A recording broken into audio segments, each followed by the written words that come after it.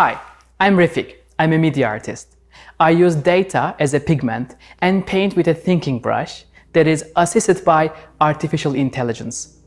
Using architectural spaces as canvases, I collaborate with machines to make buildings dream and hallucinate. You may be wondering what does all this mean, so let me please take you into my work and my world.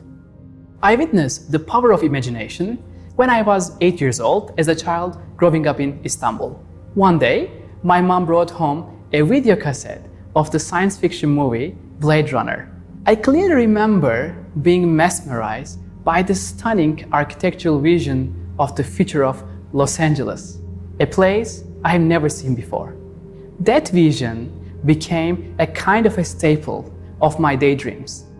When I arrived in LA in 2012 for a graduate program in design media arts, I rented a car and drove downtown to see that wonderful world of the near future. I remember a specific line that kept playing over and over in my head. The scene when the android Raquel realizes that her memories are actually not hers, and when Decker tells her they are someone else's memories. Since that moment, one of my inspirations has been this question: what can a machine do with someone else's memories? Or to say that in another way, what does it mean to be an AI in the 21st century? Any android or AI machine is only intelligent as long as we collaborate with it. It can construct things that human intelligence intends to produce, but does not have the capacity to do so. Think about your activities in social networks, for example. They get smarter the more you interact with them. If machines can learn or process memories, can they also dream, hallucinate, involuntarily remember, or make connections between multiple people's dreams?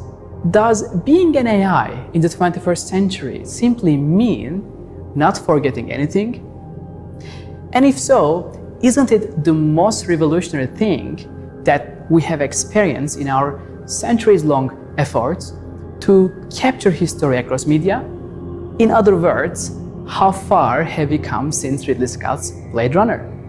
So I established my studio in 2014 and invited architects, computer and data scientists, neuroscientists, musicians, and even storytellers to join me in realizing my dreams. Can data become a pigment? This was the very first question we asked when starting our journey to embed media arts into architecture to collide virtual and physical worlds. So we began to imagine what I would call the poetics of data.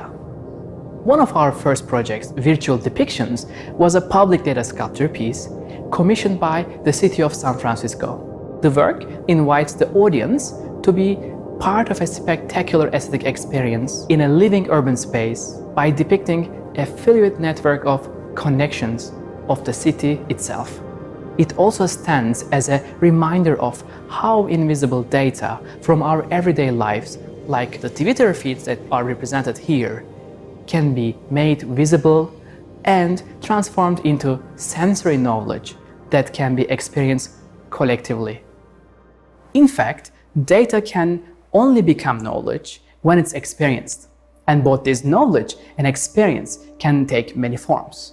When exploring such connections through the vast potential of machine intelligence, we also pondered the connection between human senses and the machine's capacity for simulating nature.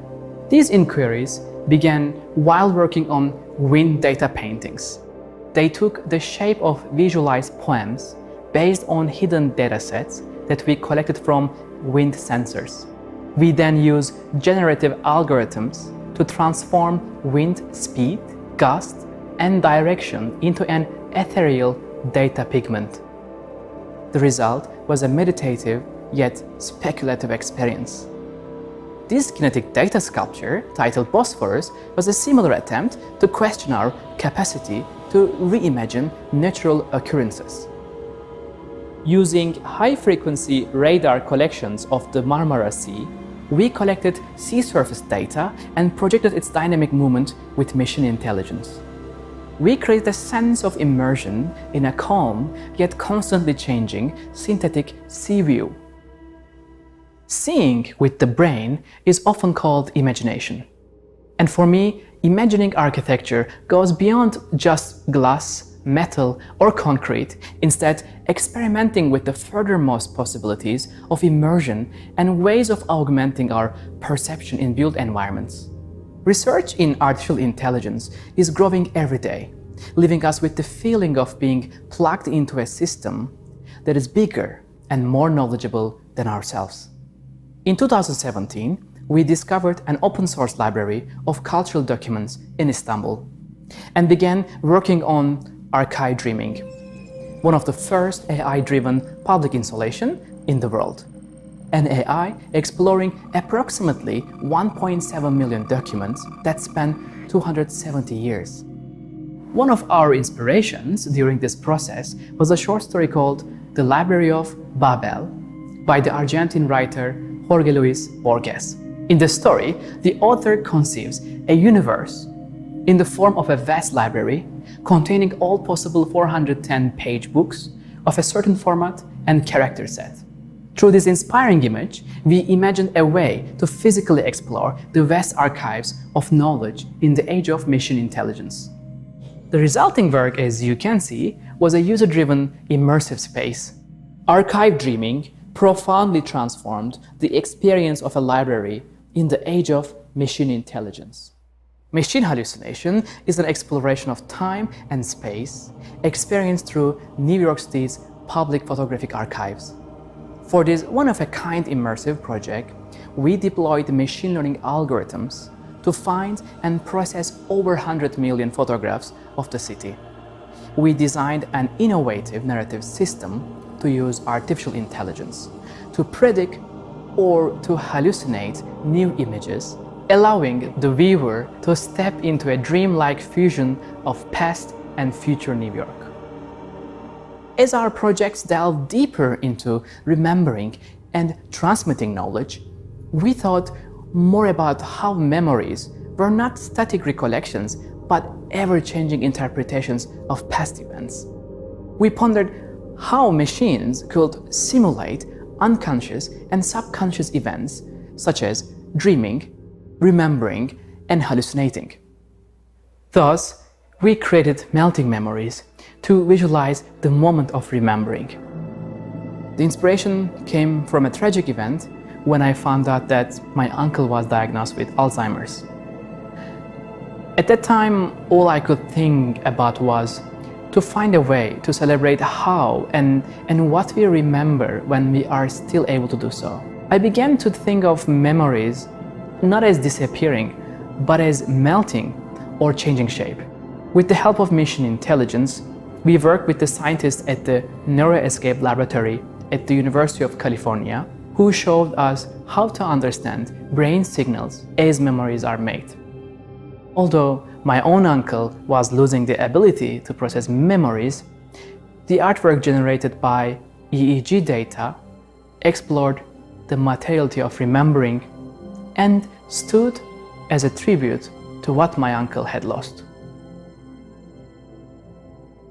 Almost nothing about contemporary LA matched my childhood expectation of the city, with the exception of one amazing building, the Walt Disney Concert Hall, designed by Frank Gehry, one of my all-time heroes. In 2018, I had a call from LA Philharmonic, who was looking for an installation to help mark the celebrated symphony's 100th-year anniversary. For this, we decided to ask the question: can a building learn? Can it dream? To answer this question, we decided to collect everything recorded in the archives of the LA Phil and WCH, to be precise, 77 terabytes of digitally archived memories. By using machine intelligence, the entire archive, going back 100 years, became projections on the building's skin. 42 projectors to achieve this futuristic public experience in the heart of Los Angeles, getting one step closer to the LA of Blade Runner. If ever a building could dream, it was in this moment. Now I am inviting you to one last journey into the mind of a machine. Right now, we are fully immersed in the data universe of every single created TED Talk from the past 30 years. That means this dataset includes 7,705 talks from the TED stage. Those talks have been translated into 7.4 million seconds, and each second is represented here in this data universe. Every image that you are seeing in here represents unique moments from those talks. By using machine intelligence, we processed a total of 487,000 sentences into 332 unique clusters of topics like nature, global emissions, extinction, race issues, computation, trust, emotions, water, and refugees. These clusters are then connected to each other by an algorithm and generated 113 million line segments which reveal new conceptual relationships. Wouldn't it be amazing to be able to remember all the questions that have ever been asked on the stage? Here I am, inside the mind of countless great thinkers, as well as a machine, interacting with various feelings attributed to learning, remembering, questioning, and imagining all at the same time, expanding the power of the mind. For me, being right here is indeed what it means to be an AI in the 21st century. It is in our hands, humans, to train this mind to learn and remember what we can only dream of. Thank you.